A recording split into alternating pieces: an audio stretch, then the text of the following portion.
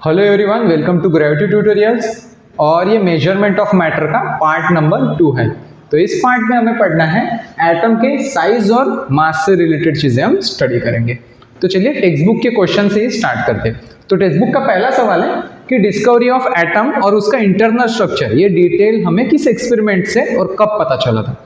तो ये जो इसकी इंफॉर्मेशन जो है कि एटम के अंदर पक्का क्या होता है, किस तरह का स्ट्रक्चर होता है, ये हमें रुदरफोर्ड के एक्सपेरिमेंट से पता चला था, वो भी 1911 में।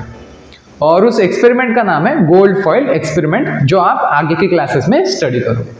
नेक्स्ट क्वेश्चन है कि एटम्स में क्या क्या पार्ट्स होते हैं, एटम्स को किस किस तरह से सब डिवाइड किया जा सकता है। तो एटम्स में बेसिकली दो पार्ट होते हैं। एक सेंट्रल पार्ट होता है जो काफी भारी या वजनी होता है, और उस पार्ट का नाम होता है न्यूक्लियस। और उसके अराउंड जो पार्ट होता है वहां पे इलेक्ट्रॉन्स घूमते हैं। ऐसी कोई पुख्ता जगह नहीं है वो, पर वहां पे इलेक्ट्रॉन्स घूमते हैं, जिनको शेल कहा जाता है अक्सर। तो अब ये सेंट्रल वाला जो पार्ट है वहां पे क्या क्या होता है, प्रोटॉन्स और न्यूट्रॉन्स होते हैं, जो मिलके एटम का पूरा वजन बनाते हैं। जबकि इलेक्ट्रॉन्स का जो मास होता है वो एकदम निग्लिजिबल होता है।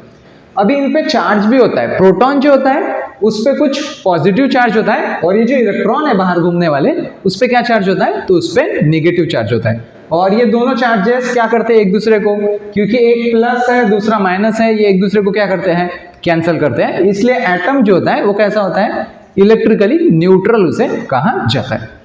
तो यहाँ पे अभी पढ़ लेते हैं कि हम रेडियस, अगर इस एटम का रेडियस मुझे मेजर करना होता तो कैसे रेडियस मेजर कर सकते हैं। तो इसकी डेफिनेशन पढ़ लेते हैं। The atomic radius of an isolated atom is the distance between the nucleus of an atom and it's outermost orbital. वैसे तो ये बताने के लिए बोल रहा है कि न्यूक्लियस से बाहर तक का, न्यूक्लियस के भी सेंटर से मेजर किया जाता है। एग्जैक्टली बोलूं तो न्यूक्लियस के सेंटर से बाहर के शेल तक। आउटर मोस्ट ऑर्बिट मतलब क्या, सबसे बाहर वाले शेल तक। तो यहां से लेके कुछ यहां तक का जो भी डिस्टेंस होगा उसको हम क्या बोलेंगे, उसको एटॉमिक रेडियस बोला जाता है। अभी एटम्स जो है उनका साइज काफी छोटा होता है, बहुत ही छोटा होता है। हम ये छोटा से पार्टिकल ले लेंगे तो उसमें एटम्स का नंबर गिनने के लिए मुझे एक स्पेसिफिक क्वांटिटी जो कि 1 मोल है उसको डिफाइन करना पड़ेगा। ये आगे के पार्ट में स्टडी करेंगे। इतने ज्यादा एटम्स होते हैं कि उसको हम पावर में बताते हैं, 10 के पावर में, 10⁻23, 10⁻24, इतने सारे एटम्स इस छोटे से चौक में भी होंगे। तो यहाँ पे अगर मुझे नंबर ऑफ एटम्स मुझे पता है कि बहुत सारे हैं, इसका मतलब क्या, उनका साइज क्या होगा, बहुत छोटा होगा। कितना छोटा होता है उसका हिसाब बताने के लिए बोला है कि एटम्स जो है नॉर्मली इस यूनिट में मेजर किए जाते हैं। ये यूनिट क्या है, तो 1 नैनोमीटर। एन जो है यहाँ पे किस लिए स्टैंड कर रहा है, नैनो के लिए। नैनोमीटर का मतलब होता है 10⁻⁹ मीटर। 1 मीटर का 1 बिलियन हिस्सा। तो यहाँ पे देखो 10⁹ पार्ट्स करेंगे, 1 मीटर लेंगे, उसके 10⁹ पार्ट्स करेंगे, हर एक पार्ट कितना कहलाएगा, 1 नैनोमीटर इतना कहलाएगा। इस यूनिट में अक्सर एटॉमिक रेडियस को मेजर किया जाता है। तो जैसे आपकी टेक्स्ट बुक में दे रखा है कि वाटर का जो मॉलिक्यूल है उसका साइज कितना है, तो नियर अबाउट 1 नैनोमीटर है।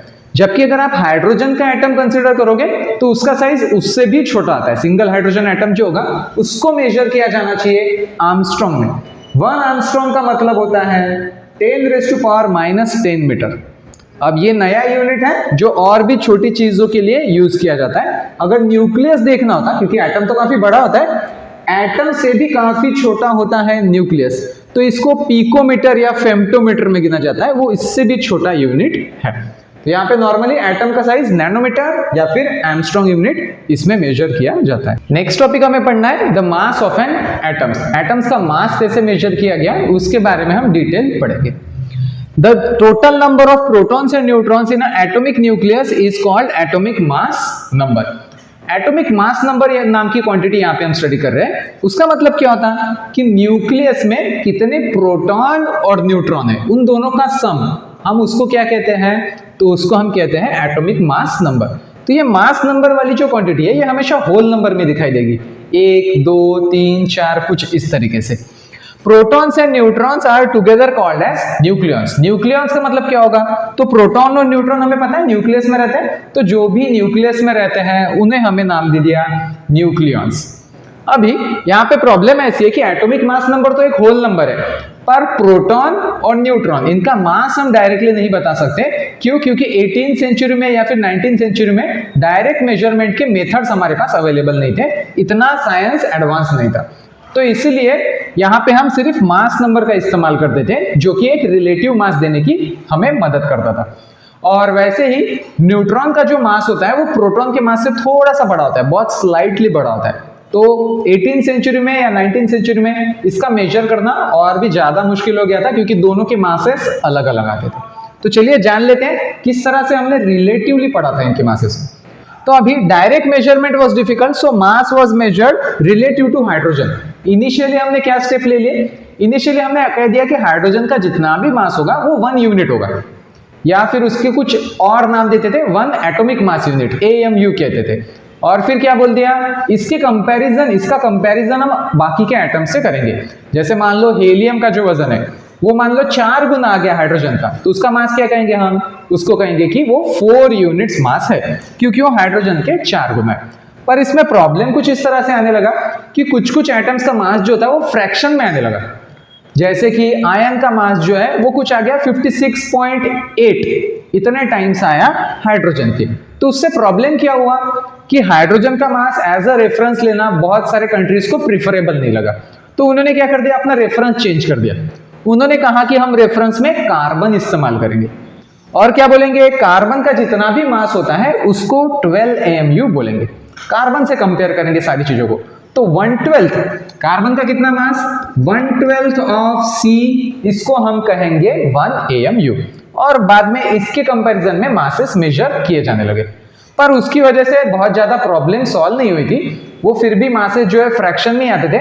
और एक प्रॉब्लम ये क्रिएट हो गई थी कि कुछ कंट्रीज में हाइड्रोजन यूज किया जाने लगा और कुछ कंट्रीज में कार्बन यूज किया जाने लगा। इसलिए फिर आगे जाके साइंटिस्ट लोगों ने क्या किया, एक यूनिट डिसाइड कर लिया, बोल दिया कि 1U डिसाइड कर लिया। ये क्या है 1U? तो 1 इसका नाम है यूनिफाइड मास यूनिट, या फिर जिसको हम कहते हैं डाल्टन्स। उन्होंने डिफाइन कर लिया कि 1U का मतलब होता है 1.66053,904 इंटू 10⁻27 kg। इतना अगर मास होता है तो उसको हम क्या बोलेंगे, उसको 1U बोलेंगे, जिसको अभी यहाँ पे हम कहते हैं यूनिफाइड मास या फिर यूनिफाइड यूनिट। तो ये अभी फिलहाल ऐसा यूनिट में हम यूज करते हैं डायरेक्टली मास मेजर करने के लिए। तो इसको हमने डिफाइन कर दिया 1U, और बाकी सारे मास इसके कंपैरिजन में हम स्टडी करने लग गए। तो इस तरह से हमारी जर्नी हाइड्रोजन से कार्बन तक, और फिर यहाँ पे हमने डिफाइन कर दिया कुछ 1 यूनिट, जिसको हम कहते हैं डाल्टन भी नाम दिया जाता है। नेक्स्ट हमें पढ़ना है केमिकल सिंबल्स ऑफ एलिमेंट। तो जैसे यहाँ पे एटम्स के कुछ नाम दिए गए, एलिमेंट्स के कुछ नाम दे रखे हैं, एंटीमोनी, आयन, गोल्ड, सिल्वर, ऐसे हर जगह पे इस्तेमाल करना थोड़ा मुश्किल होता था। इसलिए डाल्टन ने क्या किया, उनके लिए सिंबल्स इस्तेमाल करना स्टार्ट कर दिया था। उनको शॉर्ट में किस तरह से डिनोट करते थे, ये कोशिश करने वाले पहले साइंटिस्ट डाल्टन ही थे। तो जैसे देखो, हाइड्रोजन के लिए कुछ सर्कल बना के बीच में डॉट देते थे, इस तरह से वो हाइड्रोजन को रिप्रेजेंट करते थे। वैसे ही एक सर्कल बना के बीच में C लिखते थे, इस तरह से कॉपर के लिए सिंबल दे दिए गए। तो ऐसे डाल्टन ने अलग अलग एलिमेंट्स के लिए सिंबल दिए थे। पर ऐसे सिंबल भी क्या याद रखना और रिप्रोड्यूस करना हर एक एटम्स के लिए वो थोड़ा मुश्किल हो गया था। इसलिए आगे चल के बर्जेलियस नाम के एक साइंटिस्ट ने यहाँ पे हमें एक तरीका बताया, जो तरीका हम आज भी इस्तेमाल करते हैं। और उस तरीके के लिए जो भी सिस्टम यूज किया जाता है, उस सिस्टम को हम नाम देते हैं IUPAC सिस्टम। उस सिस्टम के द्वारा हमने एटम्स का नाम कैसे रखा है, तो एटम्स को या तो इंग्लिश या फिर उनके लैटिन नेम से जाना जाता है। और फिर क्या करेंगे, उस नाम में से एक या दो वर्ड ऐसा हमने डिफाइन करके रखा है, अलग अलग एटम्स के लिए हम यूज करते हैं। जैसे फॉर एग्जाम्पल, एंटीमोनी के लिए S, कैपिटल S और स्मॉल b, ऐसा सिंबल हम यूज करते हैं। आयन के लिए, आयन का जो नाम है लैटिन नेम वो होता है फेरम, तो Fe। तो पहला लेटर हम यहाँ पे कैपिटल F लिखे हैं, दूसरा लेटर हम कैसा लिखेंगे, स्मॉल लिखेंगे और E लिखेंगे। कुछ इस तरह से आयन का सिंबल दिया जाने लगा। जैसे नेक्स्ट एलिमेंट है गोल्ड। गोल्ड का लैटिन नाम जो है ऑरम है, तो उसके लिए सिंबल हम क्या इस्तेमाल करते हैं, कैपिटल A और U। वैसे ही सिल्वर के लिए हम सिंबल यूज करते हैं Ag। मर्क्यूरी के लिए सिंबल यूज करते हैं Hg। तो ये जो सिंबल्स हम यूज कर रहे हैं, इसमें से ऐसे सिंबल्स भी हैं जो कुछ इंग्लिश नाम से रिलेटेड है, कुछ लैटिन नाम से भी रिलेटेड है। और उनमें हम वर्ड कैसे यूज करें, पहला अल्फाबेट कैपिटल है, दूसरा अल्फाबेट स्मॉल है। जैसे लीड का सिंबल होता है तो लीड का सिंबल होता है Pb, सोडियम का सिंबल होता है Na। तो यहाँ पे हमने ज्यादातर जो भी देखे सारे के सारे कैसे हैं, 2 अल्फाबेट वाले। अब कुछ कुछ एलिमेंट्स ऐसे भी हम पीरियोडिक टेबल में मिलेंगे जिनको हम डायरेक्ट 1 लेटर से बताते हैं, जैसे हाइड्रोजन। हाइड्रोजन का सिंबल क्या हुआ है, तो यहाँ पे सिर्फ हम H से डिनोट करते हैं।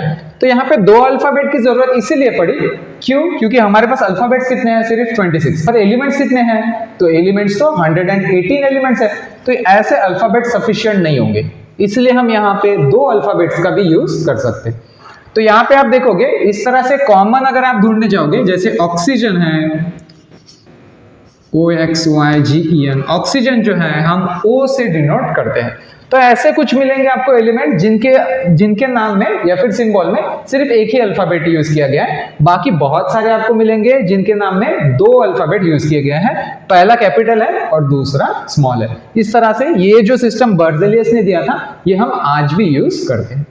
तो इसी के साथ ही हमारा यहाँ पे सेकंड पार्ट खत्म होता है। इसके नेक्स्ट पार्ट में हम मोल कंसेप्ट और वैलेंसी से रिलेटेड स्टडी करेंगे। Thank you everyone.